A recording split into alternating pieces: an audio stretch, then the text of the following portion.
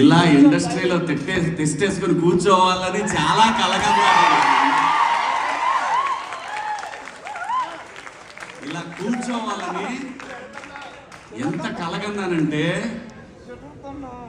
ప్రతి సినిమా జరుగుతున్నప్పుడు నిజంగా నేను ప్రతి సినిమాకి ఈ కళామ తల్లి నాకు పెట్టిన అన్నం మీద ఒట్టేసి చెప్తున్నాను, నేను ఏ రోజు కూడా ఒక నిర్మాతని నా సొంత సినిమాలాగా ఫీల్ అయ్యే చేశాను. ఇప్పుడు కూడా ప్రతి సినిమా దీని ఎక్క రావట్లేదు ఇంకా రావట్లేదు అని నరకం చూశాను. నిజం చెప్తున్నాను, నేను నరకం చూశాను.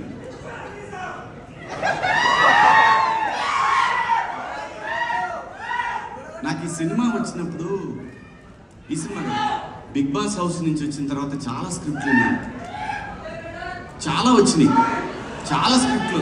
నిజం చెప్పాలంటే ఆగురా బైని నా బాధ చెప్పుకుందా ఉంటుంది. చాలా స్క్రిప్ట్లు వచ్చినాయండి.